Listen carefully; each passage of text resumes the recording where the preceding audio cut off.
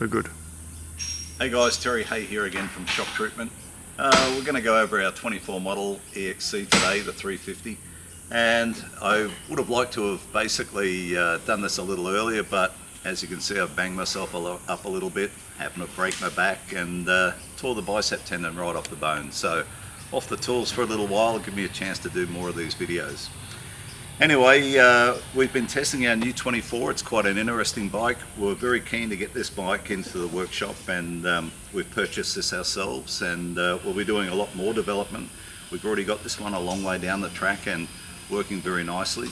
And fortunately, we've got the 22 model bike here, which we've already modified the forks, and this one has an Explore Pro shock in there, which has given us a great bed to actually develop our settings for the 24 and to be able to compare back to back with them. Now, some really interesting things with the 24. This year model has a twin chamber fork on their standard, and finally we've got a decent front end on this bike, although it does need some work. Straight out of the box, these things are very, very firm for enduro riding or trail riding, and basically what we're going to find is this is a pro level fork. Okay, so your average trail rider is going to find this very difficult to come to terms with.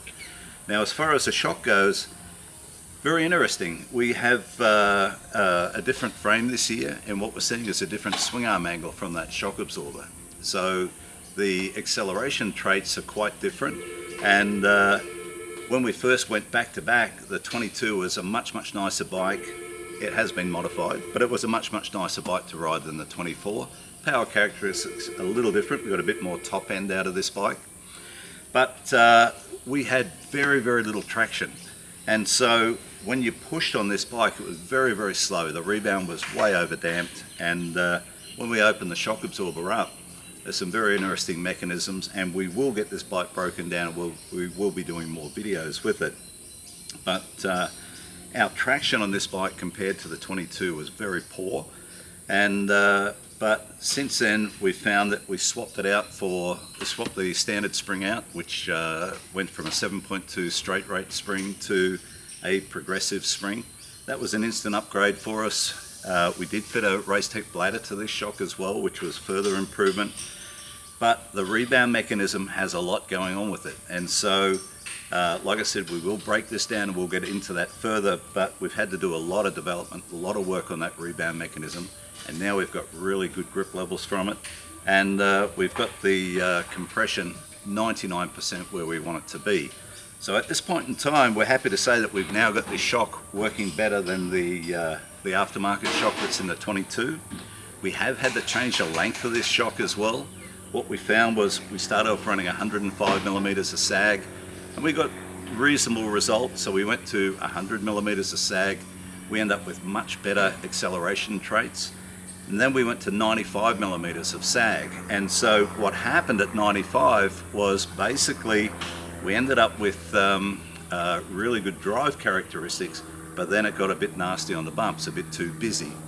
So what we've ended up doing, in order to get the swing arm angle that we had with the 95 millimeters of sag, we've lengthened the shock absorber, and basically that's allowed us then to come off on the preload. We're back to running 100 mils of sag with that longer swing arm, that better angle in the swing arm. So now we've got the best of both worlds. We've got good suspension capability, and we have the drive forces that we're looking for.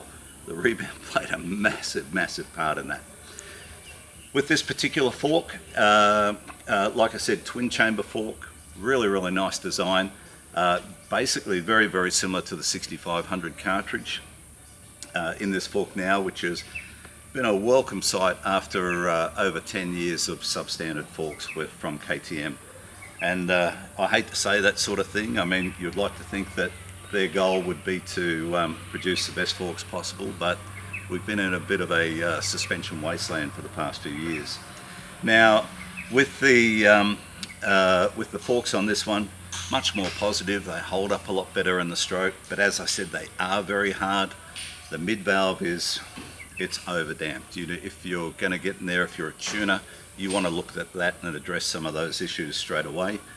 The fork, with the valving that's in here, we've actually taken that out. We've put a Racetech G2R valve, which that valve gives us the opportunity to manage the oil flow far more effectively, and we've got a really good result.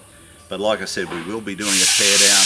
We will be going over this a lot more thoroughly, and there are some really good things with this whole motorcycle. And so far, where this was highly modified, this one here has only had a little bit of a tweak here and there, and some workings based on the testing that we've done.